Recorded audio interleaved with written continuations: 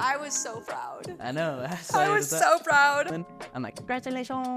Congratulations. A little bit ago, Joe dabbled in marijuana. What? No matter what happens, I'm going to make it to the top and I'm going to say light work.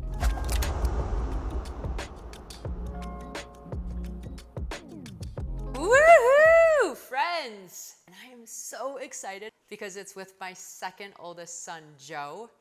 Joe and I were kind of like this. So this is going to be a fun episode, especially if you're a teenager or a parent parenting a teenager. We're going to talk about some things that we have experienced as a family and hoping that when we share our story, it helps you navigate yours. All right, Joe. Thank you for saying yes to doing this. I want to do this. I know, because you're so good, right? Like everybody we talk to says Joe should have his own podcast. With my friends too, huh? This is how we get started. Yes. Yeah. So I'm starting with interviewing you first. Okay. Okay, awesome. All right, we recently did a trip to Kilimanjaro. Were you sold on it? Did you I want to go climb Kilimanjaro? Or were you thinking no, my mom's forcing me up a mountain? It was a little bit about, at first I'm like, do I really want to go live on a mountain for a week? Because also, I was talking to my friends. I was talking to all my friends about I'm gonna have to do this. I'm not gonna be able to communicate with you for a bit. So I feel like there's a little scary just doing something new, I guess, right? Going to Africa, going on a mountain.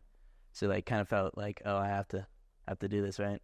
But then when it came closer, and I realized everyone's jealous, I realized I have to be grateful that I'm going to Africa and I'm gonna climb a mountain. So I was really excited to do it, and yeah.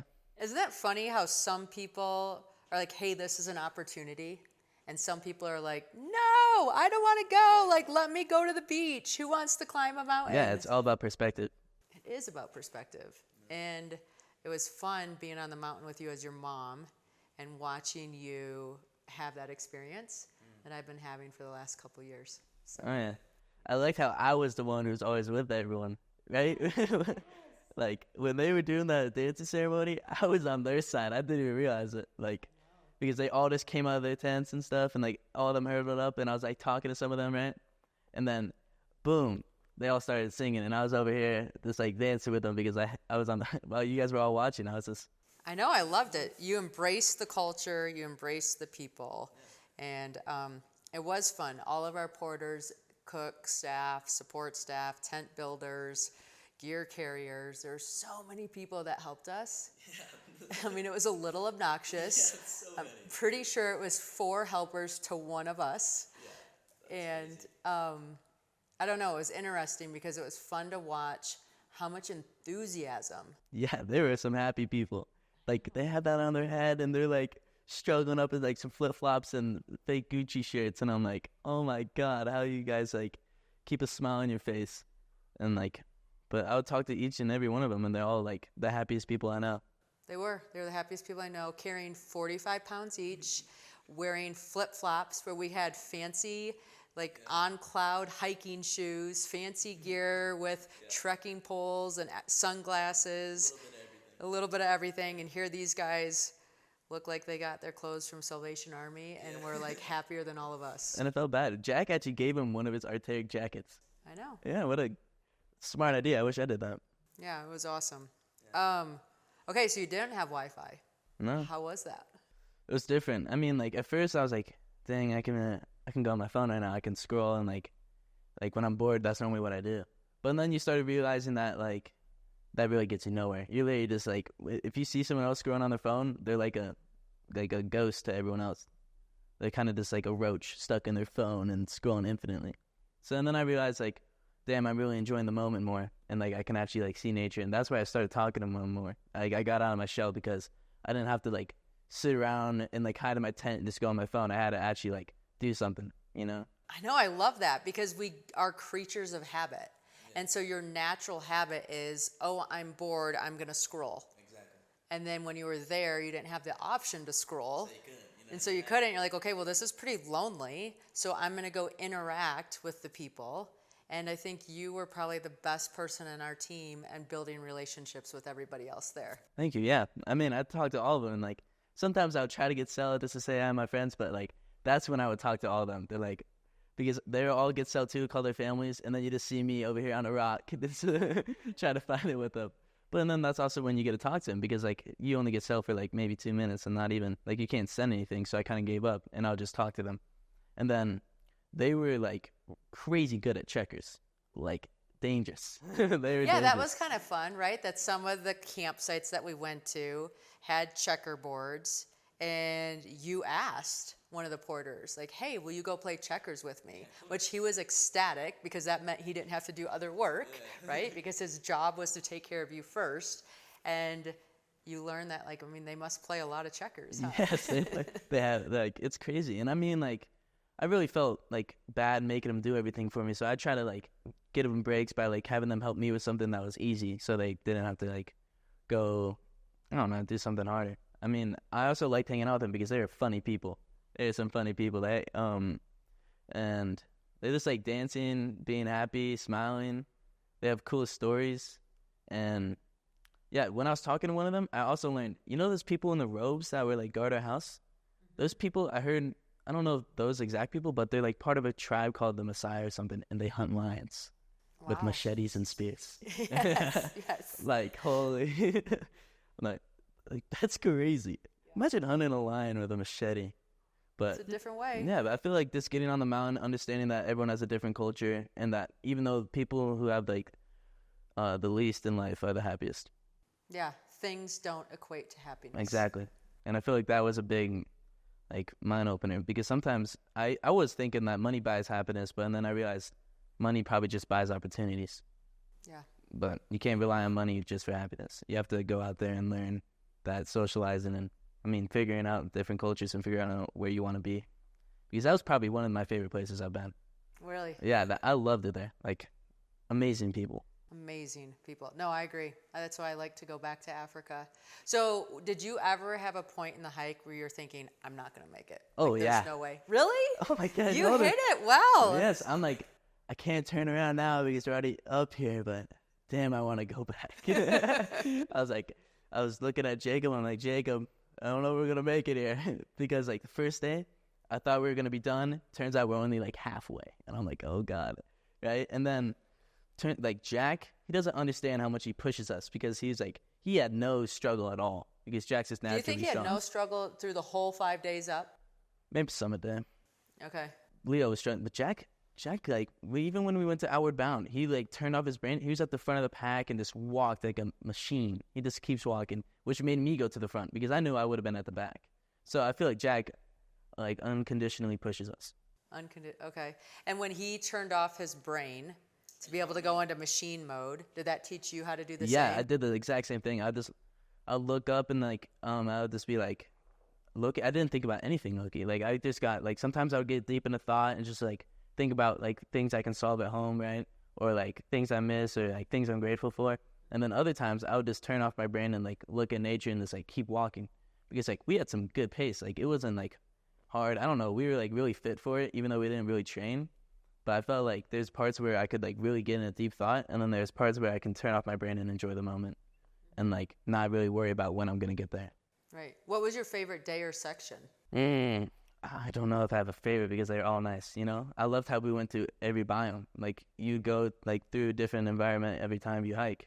And I thought that was cool because you never knew, like, I kind of didn't know what to expect at all. Right. I didn't like the rainforest section, though, because it was so hot, and I hated being wet, and I couldn't tell if it was my sweat or if it was the rain. But either way, I didn't like either one of them. The first day was the hardest, and then I'm so glad that the second day wasn't that hard because it gave me, like, encouragement. You know, it's like, oh, I can do this. And then summit day, oh my God. We were halfway up, like, not even, and me and Jacob were like, all right, I thought we were like 10 minutes or like 15 minutes away, and turns out we're another like 4 hours. And like, people don't understand, like, when you're at that altitude, you get, like, it's hard to breathe. Like, it's really hard to breathe out there. What's the language that you're using in your head when it's hard to breathe? Like, language when I use it. Like, what are you telling yourself? Like, I'm okay? Or what are you doing so that your body doesn't freak out and say, okay, we're going down? How did you get the courage to continue on when it was uncomfortable? I was like, I'm already up here. I'm not turning around. Come on. Like, I committed to Burn the this. bridge! Yes. Keep going! I'm like, I can't turn around, so I'm going forward. And then other times I was just like, you gotta deal with it. Like low-key, like there's nothing I can really change about it, right? So I have this like it's gonna be like this. You gotta like expect it kind of and like just push through it because like I can overcome it. It's a lot more in the like brain than you think. Like that was a lot more mental punishment than like physical. No, I do. I think it's a big mental game. And it's funny because in that moment, it feels overwhelming. But then as you continue, you realize that moment disappeared. Exactly. And all of a sudden you have a new thought and a new thing going on. And it totally like forgot about that. And you totally forgot about it, right? So it's one of those things where if you train your body to go through the pain, you understand that you're going to go through it faster. Exactly. Than if you turned around and now you got to live with that pain of turning around the rest of your life. That's what I was saying. I kept telling myself when I was walking up, no matter what happens, I'm going to make it to the top and I'm going to say light work. Like, I'm going to say that was easy no matter how hard it was. And what do you think the advantage is of saying, like, it was easy even though it was really hard? Because I tricked myself saying it was easy. Like, I really thought it was easy once I was telling myself it's easy, it's easy, it's easy. You know, because once I started saying, oh my God, this is so hard, it's hard to breathe, like, I'm tired, that's when I really felt those emotions. That's like when I really felt tired and stuff. So when I kept repeating to myself, this is light work, I got this. I'm going to tell all my friends I did this. This is easy. I didn't even break a sweat. And like, that really just made me show like I have to live up to that. That was my goal and I was going to do it. I love it. I love how you set that intention of how you wanted to feel, of how you wanted the story to be. And then you made that, you created that experience for yourself. And I think a lot of people don't realize that when a thought comes, it doesn't mean it's always true. Exactly. Right? The thought is allowed to be false, and you're allowed to replace it with something that encourages you versus something that limits you. Yeah. And I feel like I overthink a lot too. You are a thinker. Yeah, I really overthink a lot. And a lot of times I think negative. So I was really glad that I was training myself to think positive and understanding the outcome of my overthinking like was only bringing me down, and I need to like thinking negative brings you negative. And if you're looking in a room and you look for only one thing, that's all you're going to see. Mm-hmm. So if you have a bright, like open mind and think about the positive, you're going to see the positive. Yeah. Yeah. So it's all about how you look at it.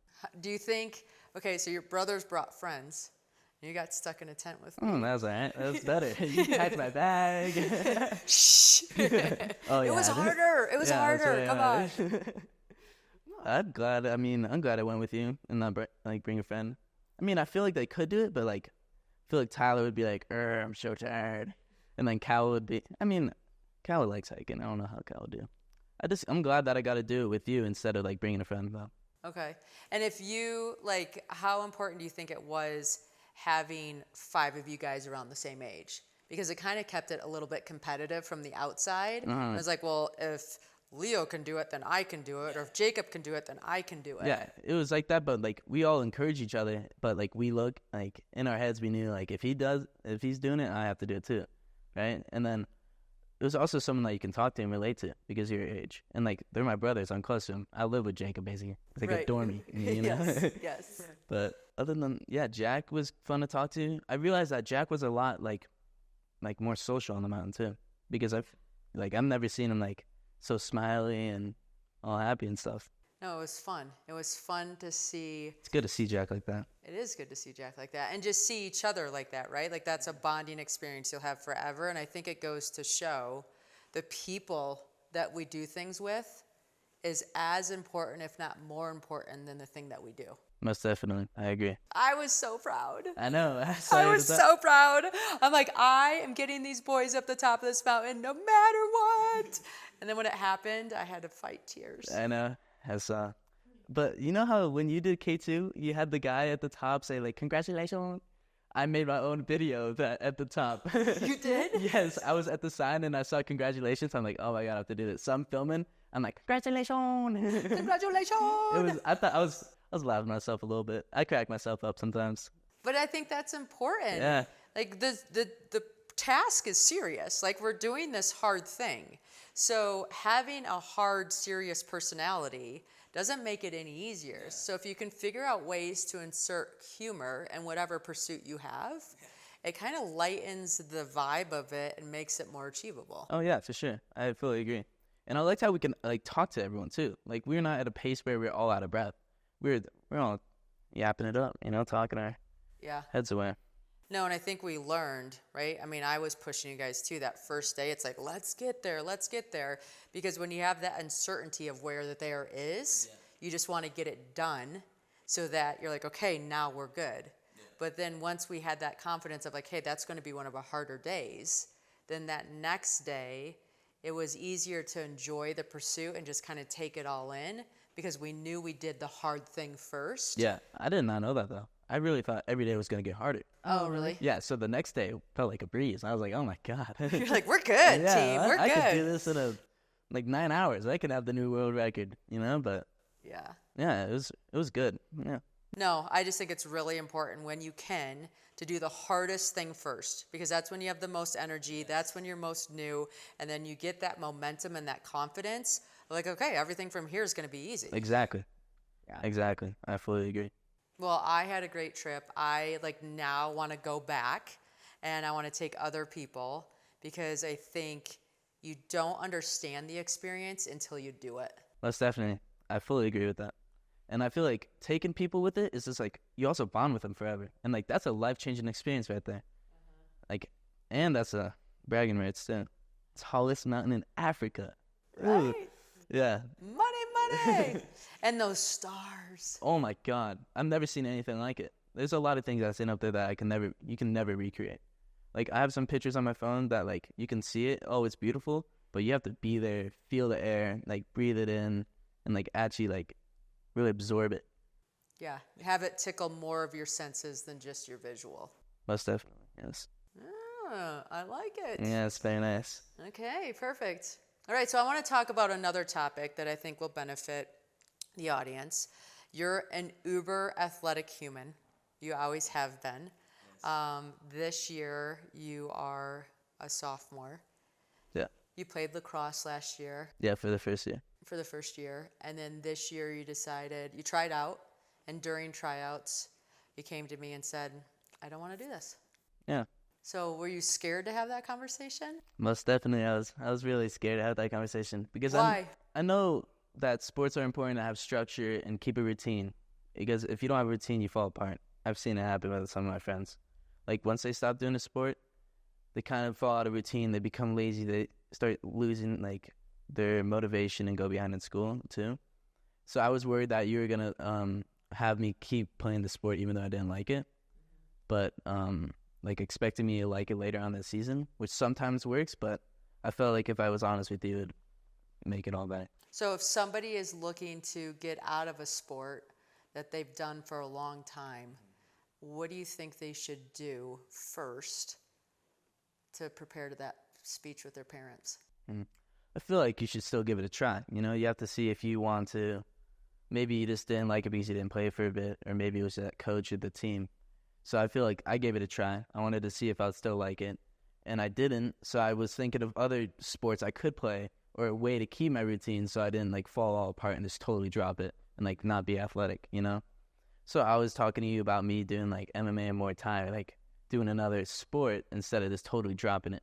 So I feel like that's a nice way is to come with a compromise. And no, I love that. I mean, that's one of the reasons that I felt comfortable in you not doing a sport because you realized that structure and that momentum and that energy that you get from having something is important. Yeah. And so instead of coming to me and saying hey, I want to be done, you came to me with, hey, I want to be done with this, but here's what I'm going to do to fill that time or to keep that momentum or to have that structure and routine.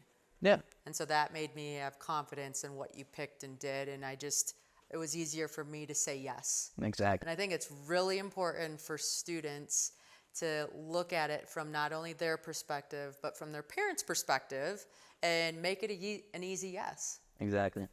Well played, Use my big brain there. Yeah, I like it. What would have had to been different for you to stay with lacrosse this year?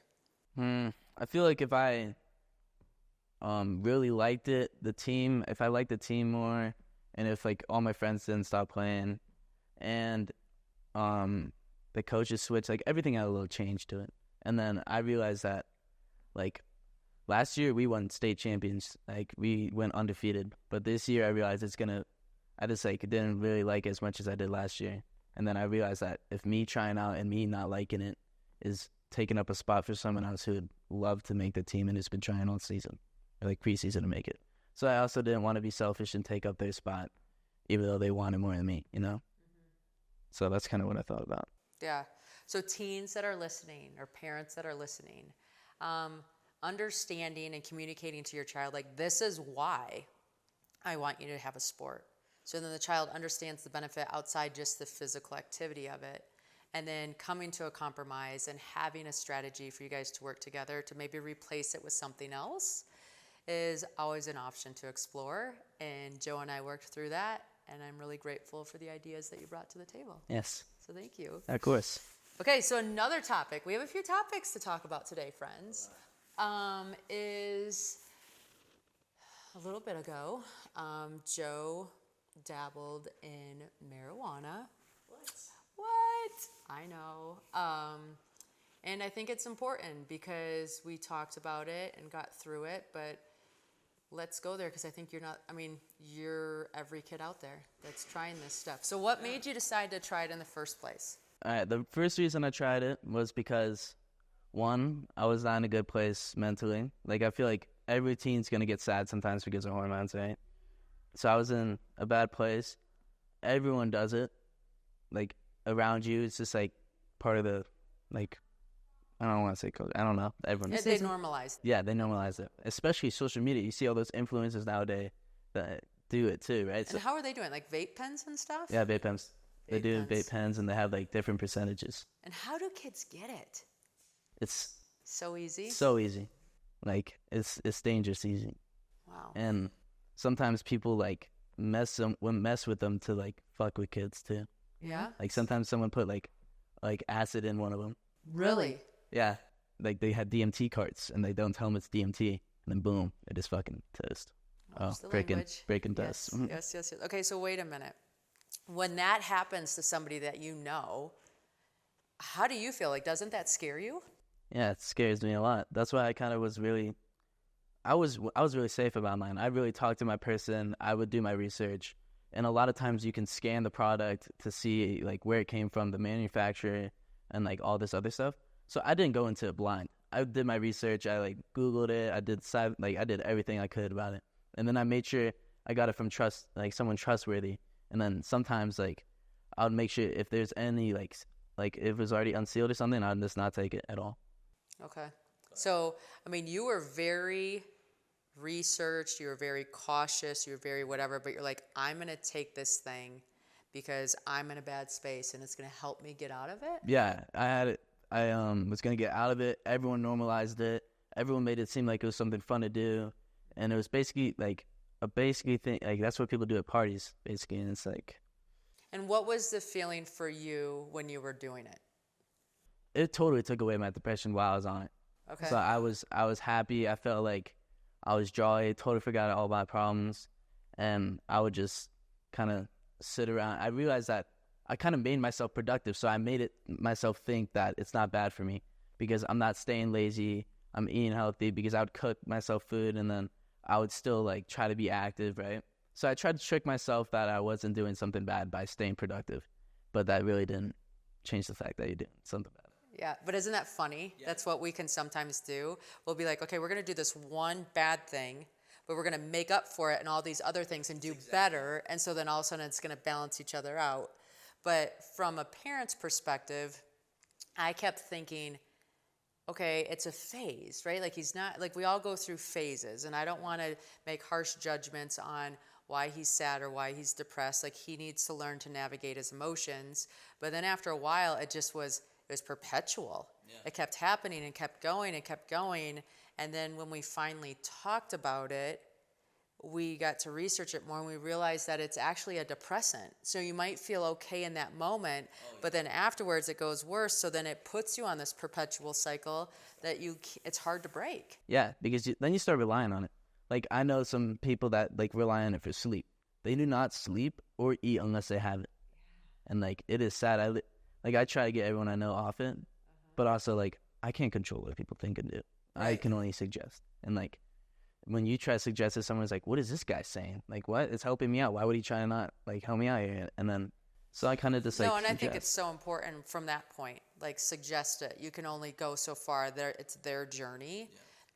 You know, that's a lesson for a lot of us, because a lot of us want to change people or fix people, or like we can see a different perspective. But the reality is that I do only control me.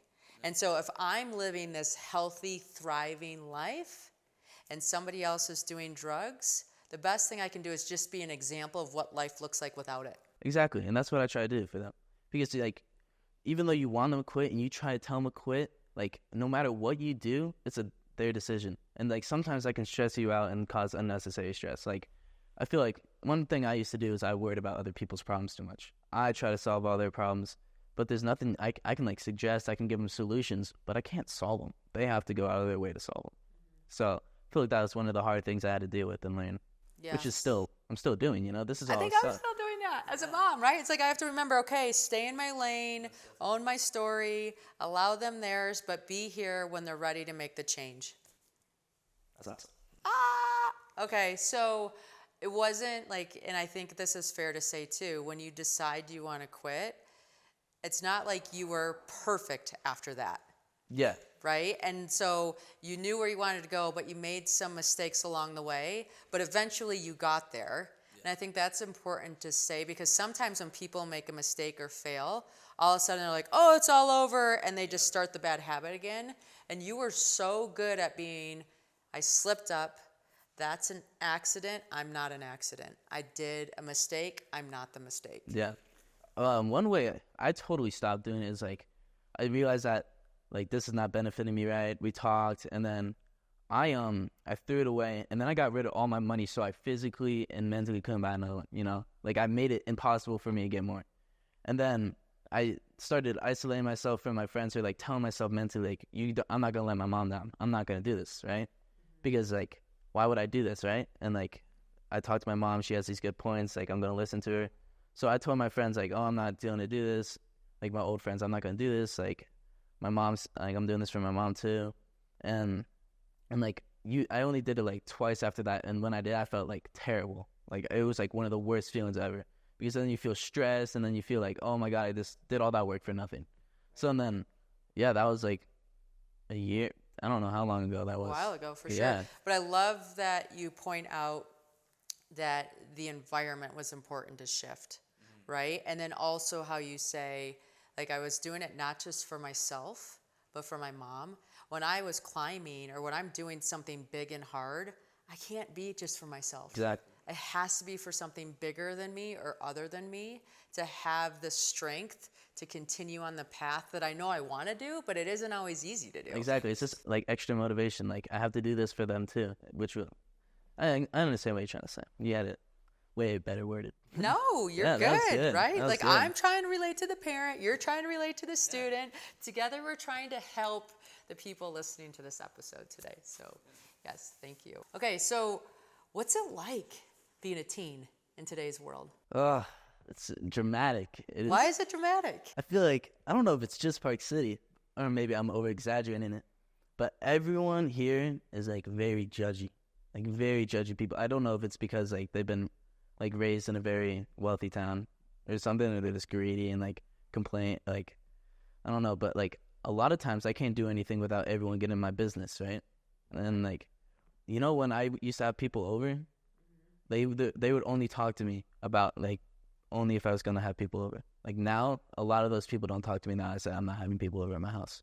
Isn't that interesting? Yeah, so you have to understand that there's gonna be a lot of people that just try to use you, and I feel like also you're learning a lot, and a lot of people judge you for the mistakes that you make instead of realizing that, oh, you made that mistake.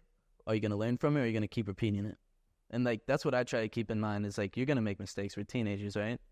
And I always give my buddies, like, if they make a mistake, I gave them extra chance. And, like, I'm going to say, oh, maybe we can do this next time and benefit from it or, like, learn from it.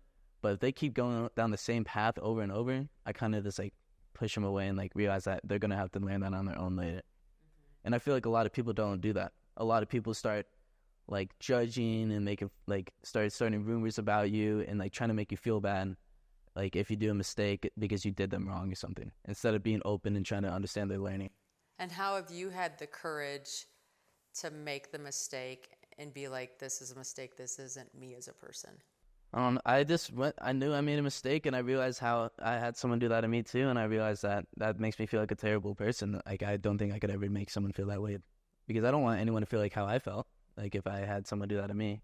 So I try to really understood about how other people felt, and like I really hate being mean. That's why I was so like, how do I say it? I was so like welcomed. How do I say that? I like let them walk over me, kind of. Like, I let people like do mistakes, go behind my back, or like just kind of make fun of me, use me for my house and all this, because I was too mean to stand up, or like I didn't want to be mean and stand up for myself, and because I thought I would make them feel bad. But then I started realizing that like one way that helped was Kilimanjaro, like that I'm me. They're not me, right? They're not going to be here in a couple of years. Like, why would I let someone else bring me down? And like, So you started to take your power back and be like, hey, you know what? The more people I repel gets me closer to the people that I want to attract. that's exactly what I'm trying to say. And I feel like you have But that takes courage to be able to do that, because in the beginning, you're kind of in this free floating land of, first you repel and then you attract. But it's not like, hey, I attract and then repel. So there's this space where there's a lot of uncertainty, and to have that courage to lean into what's best for you. Like, how did you do that? Yeah, it's scary. It's very scary. I just started realizing that I can't just always have my happiness depend on other people. So I've been trying to learn about how to be happy with myself, right? And that's when I started realizing I'm going to start doing my own thing and things that make me happy, instead of things for other people that make them happy. Like, I would, with my friends, if I was not happy, I thought if I did something that would make them happy, it would make me happy, right? So then I started realizing that's not going to make me happy. I'm going to start doing things that make me happy. And I don't care if they're judgy or over dramatic about it, because I feel like I'm only living once. I'm going to do my own thing, right? But I'm still going to be nice and care for them.